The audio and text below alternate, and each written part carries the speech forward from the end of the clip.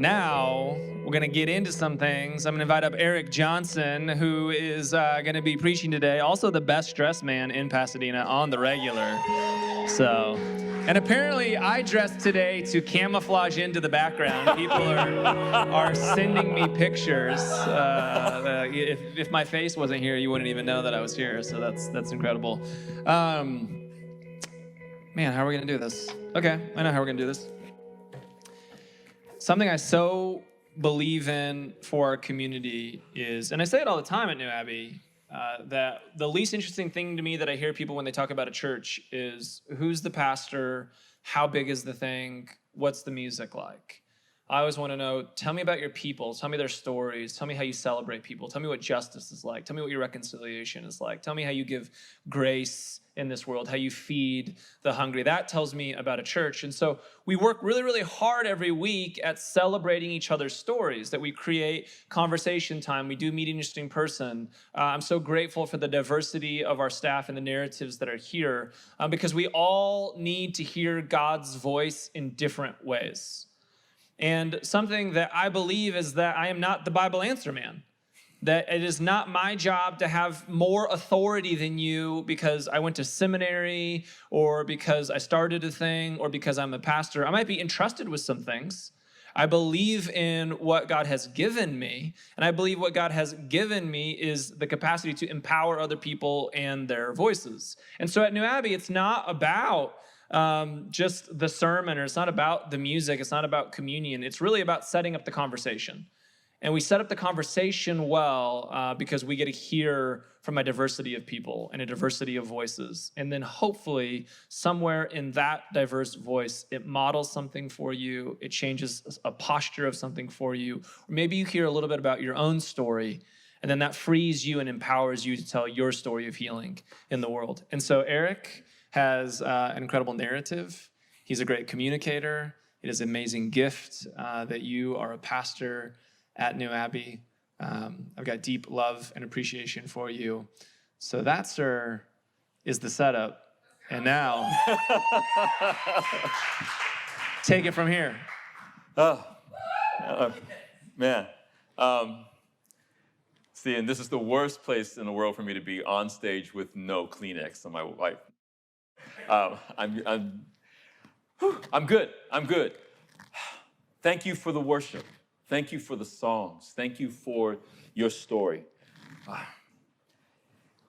Everything, God seems to be wanting to get us to focus on our brokenness and the things that have brought us shame and the things that have plunged us into darkness and the possibility and the hope that we could be free from fear. So, just before we go into our question, let's talk just for a moment about this kid. All right. Now, see, when I look at that beautiful boy now, and there's no doubt in my heart how beautiful that boy is. But that kid was getting the crap beat out of him by his father. And because his father was a law enforcement officer, his partners were not going to do anything about that. Head and shoulders, knees and toes? Wait, okay. All right.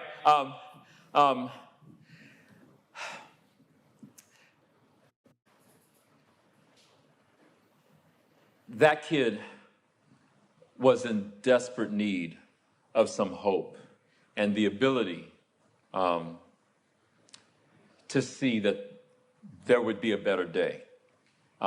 So, with that in mind, we're going to send you into your breakout rooms, not with the question of why is this guy up here in his pajamas, but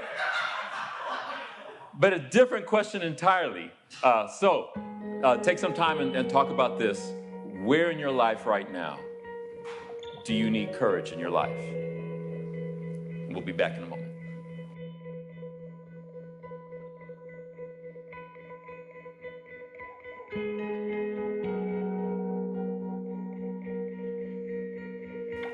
I hope you had some wonderful, courageous conversations.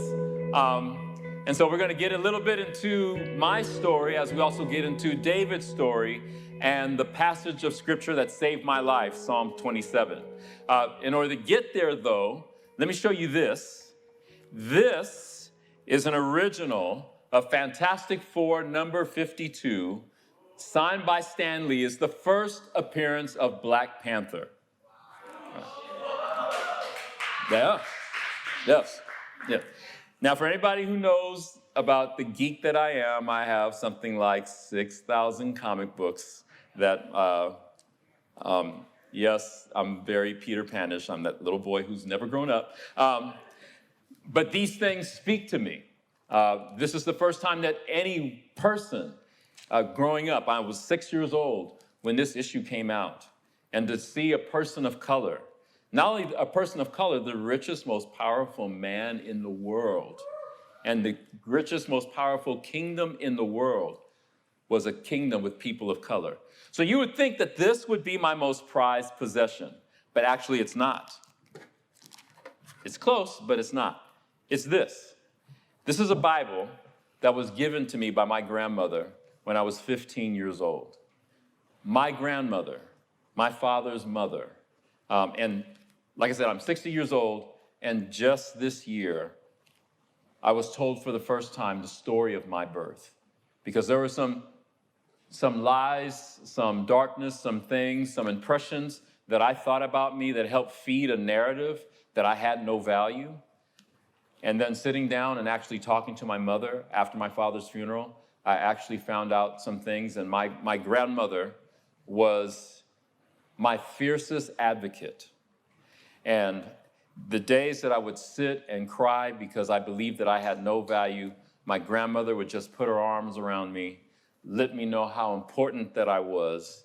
And when she gave me this Bible, she told me, Eric, baby, the answers to everything that you need to know are in the Bible. Anything that you need to know, anything that you want to find out, it's here.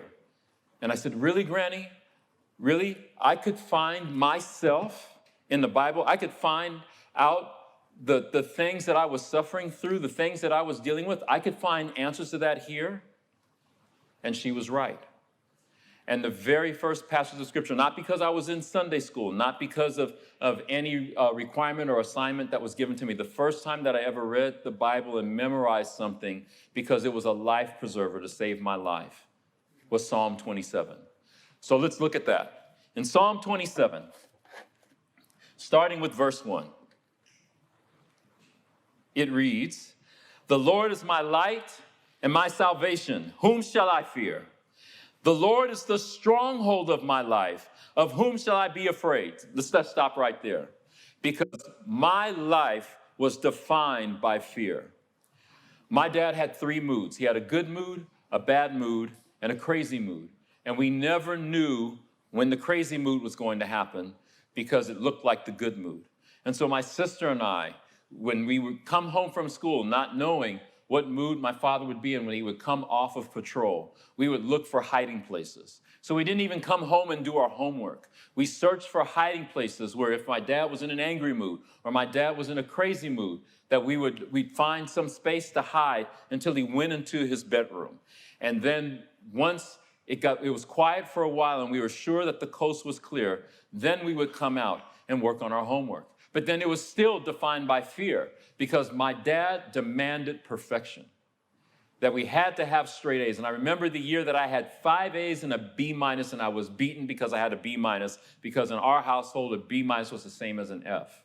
So you can imagine what life was for me at school. I'd leave the house and I'd get to school, and I was away from the punishment, and I was away from the torture, and I was away from the abuse. And so I was just gabby, talk. And I finally settled down around 3rd or 4th period. And then somewhere around 5th period, I'm beginning to think I'm getting ready to go home and I don't know what's going to happen. Is my dad going to beat my mother?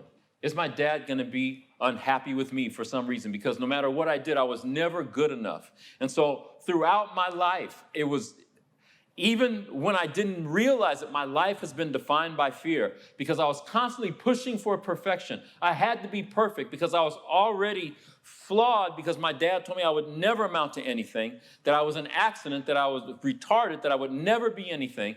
And then because of the time that I lived, I was never enough. I was never black enough. I was always the kid that was viewed to be, because of the abuse that I was dealing with and the trauma that I was dealing with. I had very severe asthma, so I was constantly being rushed to the hospital for asthma attacks. And every time the doctor would give me an inhaler that was stronger, and it would work for a couple of weeks, and then I'd have an even more severe asthma attack because of the stress that I was dealing with. And so I would be in remedial PE, and so I was constantly bullied because of my asthma attacks. And I was constantly bullied because in ninth grade, I was only 66 pounds. And because I was so small and because I was so light, and so I didn't fit in anywhere, and I didn't think I had any value anywhere. And then I was molested. And then I didn't want to live any longer. And so fear was constantly defining me, to where if anyone was unhappy with me, I would do anything to make them happy.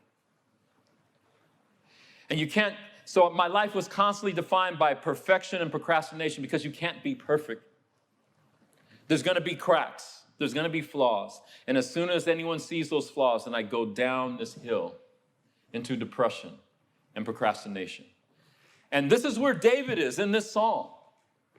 David is distressed. More than likely, when he's writing this psalm, it's during the time that he's been exiled from the kingdom because he's been an absentee father with his son Absalom, and Absalom has taken over the kingdom. And now David is fleeing for his life in the wilderness, being chased by his own son wanting to kill him.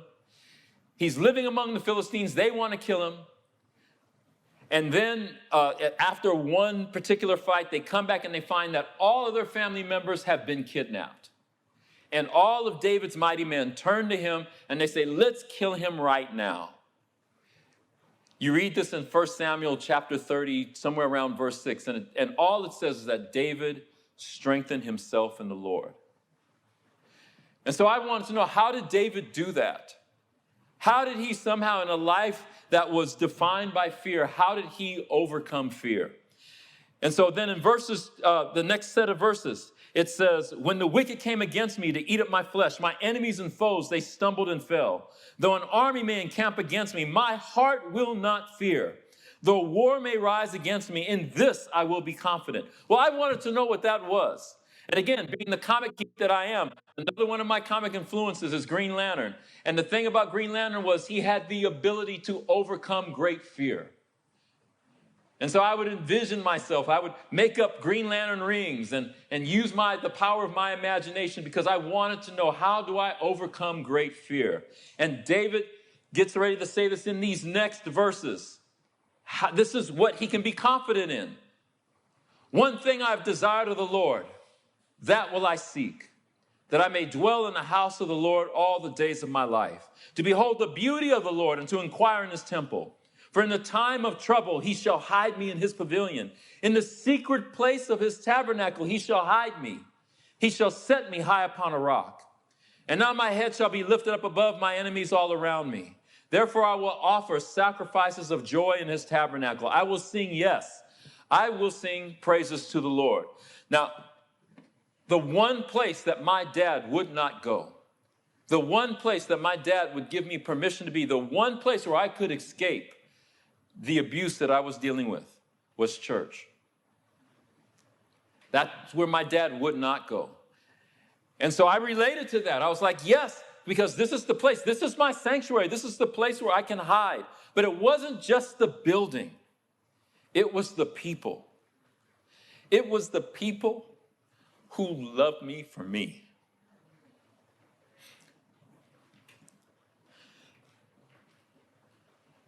When my dad wouldn't even go to my father-son banquets, it would be my mother or someone from the church that would be that father for me. These people who came around and loved me, they were the tabernacle. It wasn't the building. It was the people. It was the youth choir director who, knowing that something terrible was happening, would call and say, hey, we have a special thing going on at the church. There was nothing special going on at the church. It was just to get me out of the house. And then she would drive me to San Diego and just take me away from a day so I could breathe and settle myself, because I didn't know if I was going to make it one more day. That was the place. It was the people. And this psalm, and we'll come back to this in a moment, but this psalm is not about a place or a building. It's about loving people who love you for who you are. That is what I desired for every day. I couldn't wait to get to church, because church is where I was going to be loved. And church was going to be where someone was going to say something to me that would give me a little more hope to keep going. And so that brings me, because have you ever been in a funk? You know, you've just been so deep in depression, you don't even remember where it started and how you got there. And if you could just figure out how you got there, then maybe you could figure out how to find your way out. And that is what this psalm is. David is starting from a starting point of, I know God will keep me in this, but how did I get here? What is it? And he says it in verse 10. He finally lands on it. When Father... Oh, wait, I'm sorry. Let's go back. I skipped over something. In verses 7 through 9, David says, hear, O Lord, when I cry with my voice. Have mercy also upon me and answer me. When you said, seek my face, my heart said to you, your face, Lord, I will seek. Do not hide your face from me. Do not turn your servant away in anger. You have been my help. Do not leave me, nor forsake me, O God of my salvation. Now, I related to this because one of the things that was hard, it was hard for me to change my thinking, because living in the church that I was in, they constantly talked about God as my heavenly Father. But the only example I had of a father was my own dad. So I would always superimpose the lifestyle of my father and the ways of my father upon God. So I thought God was abusive. And so I was always living in fear of God. I was coming in the hope that God would love me. I mean, I've read John 3:16, for God so loved the world that he gave his only begotten son, that whosoever believed in him would not perish, but have everlasting life. But did God really love Eric Johnson? Yes, God loved the world, but did he truly love me? And so when David is crying out, dear God, do not forsake me, this was the same thing that I was crying out, because I didn't know what I could do to please God, because I never knew what to do to please my own father.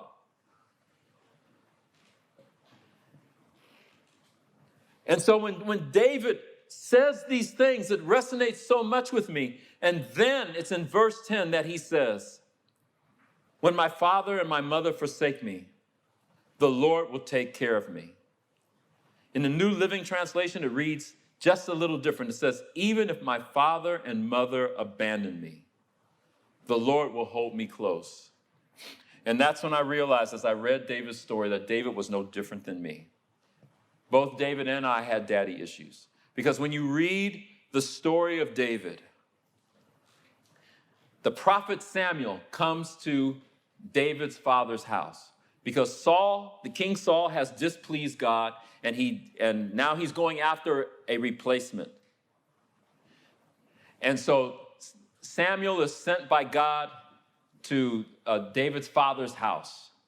And this is almost like something out of Cinderella, where David's father has all the sons line up except for David. David is left somewhere out in the fields. And remember, for the prophet to come to your house, this was a huge honor.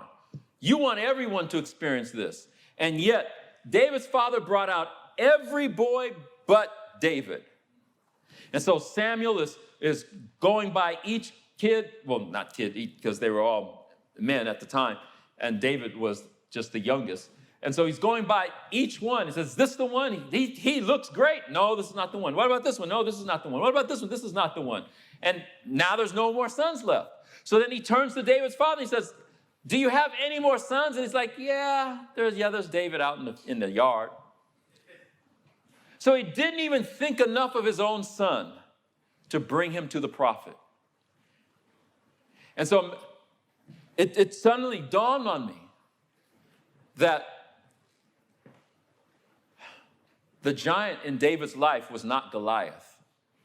And actually we know this because then when David shows up to the army and his brothers say, what are you doing here? Just go away. And David is like, what is it? What's wrong with you guys? What's wrong with this army? You're afraid of one man? I mean, God used me in the fields to kill a lion and a bear, and this is a giant with no covenant. This is easy killing. So the giant in David's life was not Goliath. The giant in David's life was being abandoned by fathers. Because as soon as he slays Goliath and everybody celebrates and rejoices, King Saul immediately wants David in his house. And his son Jonathan becomes David's best friend. And then Saul gives David his daughter Michal. And so David is finally getting something that he did not have before. A family that loves him, a family that affirms him, a family that embraces him, until all these battles start happening and all people can talk about is David. They start singing songs. Saul has killed his thousands, but David has killed his 10,000s. And now Saul has a different view of David. And when David comes to the dinner table with the rest of the family, Saul is trying to kill him. And so he goes from a father who abandoned him to another father who's trying to kill him. And he is begging God, please don't be another untrustworthy father. And this is where I was. I'm begging God, please don't turn me over to the will of my enemies. And so it goes on to say in Psalm 27, teach me your way, O Lord. So now David he's figured it out, that the reason I'm in this funk is my daddy issues. So teach me your way, O Lord. Lead me in a smooth path because of my enemies. Do not deliver me to the will of my adversaries, for false witnesses have risen against me, and such as breathe out violence. I would have lost heart unless I believed that I would see the goodness of the Lord in the land of the living.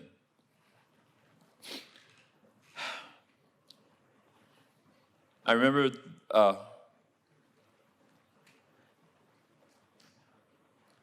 after I was molested, I didn't know what to do. I just wanted to die. And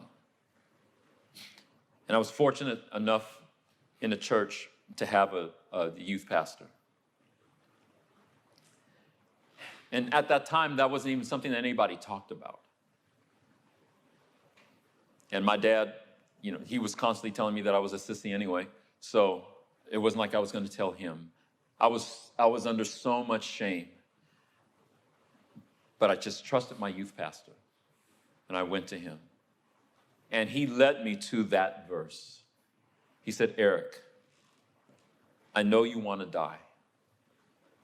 I know that your life has just been soul-crushing, and this is just the worst of the worst. But according to this verse, I've got to ask you a question.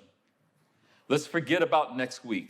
Let's forget about when you'll finally be able to leave the house. Can you just live one more day?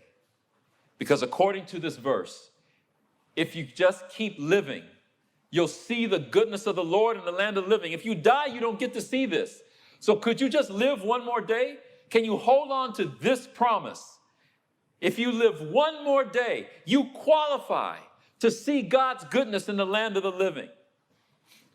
And I said, okay, I promise. I'll live one more day. And then the next day, he would call me, Eric, how are you doing? I'm coming along. So, okay, can you live one more day? And he would do that for a couple of weeks. And then he would do it like once a week. And then he did it until I didn't need it anymore. Because I was starting to see the goodness of God in the land of the living. And it goes on to say, wait on the Lord. Be of good courage. He will strengthen your heart. Wait, I say, on the Lord. Now with that, I was still at home. I still didn't see light at the end of the tunnel. So I didn't know how to wait. So I'm going to show you a little clip right now. I'll cue this up. It's from the movie Minority Report. In the year 2054, crime is virtually eliminated in Washington, D.C., thanks to an elite law enforcement squad called Pre-Crime. They use 3 gifted humans called precogs with special powers to see into the future and predict crimes beforehand. Tom Cruise's character heads Pre-Crime and believes the system is flawless until the day the precogs predict that he will commit a murder himself in the next 36 hours on someone he doesn't even know. So in this scene, in order to prove his innocence before it's too late, he kidnaps the female precog, played by Samantha Morton, with the pre-crime unit hot in pursuit after him. Let's roll the clip.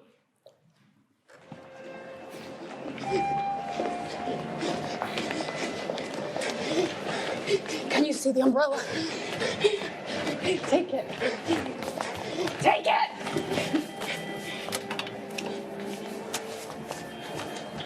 A man in a blue suit. He drops his briefcase.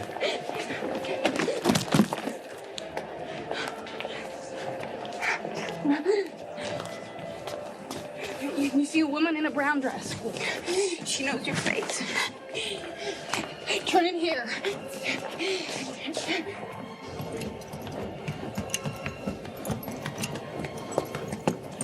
Let's go.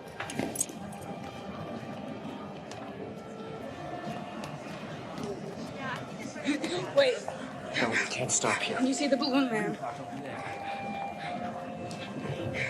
Wait. Wait. What are we waiting for?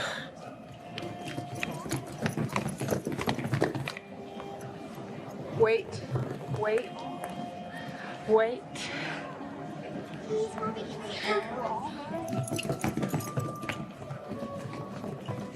Wait.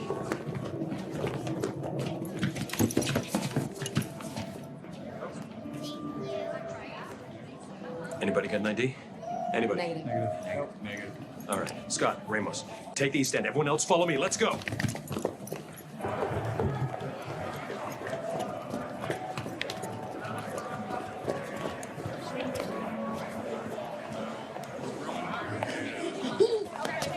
He knows. Don't go home.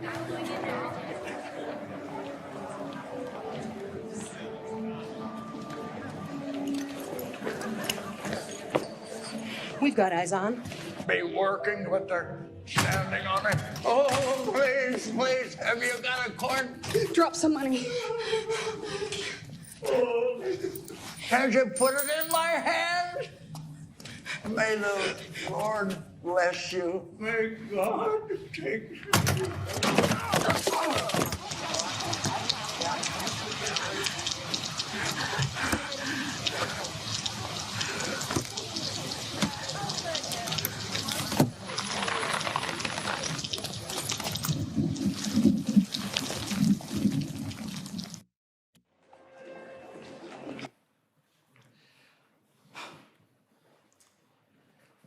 This is what waiting is all about. When it says, wait on the Lord, when we read throughout this psalm, when David talks about that the one thing that he desires is to be in the sanctuary, when he talks about when father and mother forsakes me, the Lord will take care of me. When he says, wait on the Lord, be of good courage, he will strengthen your heart. He is talking about community. This is why we need community, because you can't make it on your own. You need the precog. You need the person who can see a little ways down the road. You need the person who can see what you can't see because of the blind spots that are in your life. You need the person that can see how valuable that you are and can come alongside of you and to tell you to grab the umbrella. And you don't know why you're grabbing it because you can't see how all the pieces come together. But the precog can see that. And so you need mentors. And you need the people who become fathers and will become mothers. The Dover McCoys and my grandmother and the Tommy McMullins and the Del Yarboroughs, the men who were there for me when I couldn't see it, when I couldn't see that I had any value. It's like crash landing in the middle of the desert and you're dying of thirst and the rescue team comes and they hand you water, and I was the one who pushed it all away and said, no, I don't want that. I want Dr. Pepper. They were giving me what I needed, and all I could see was what I didn't have. All I could see was my father and why he didn't love me, and I couldn't see that the answers that God was providing was right in front of me, because my giant really wasn't forgiving my father. My giant really wasn't my father. My giant were the walls that I put up so high that I couldn't let help come to me. I love this church.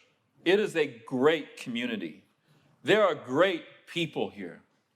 And whatever you are dealing with, and whatever you are going through, and whatever you need courage for, you will find that in community. But when God brings that community to you, when God brings that person to you, will you let down your walls so that they can come in and be what you really need? Wait on the Lord. Be of good courage. He will, she will, they will strengthen your heart. Wait, I say, on the Lord. I'm going to turn you back into your breakout rooms and answer this question. Where do you find that you need a mentor or community? And will you let them in?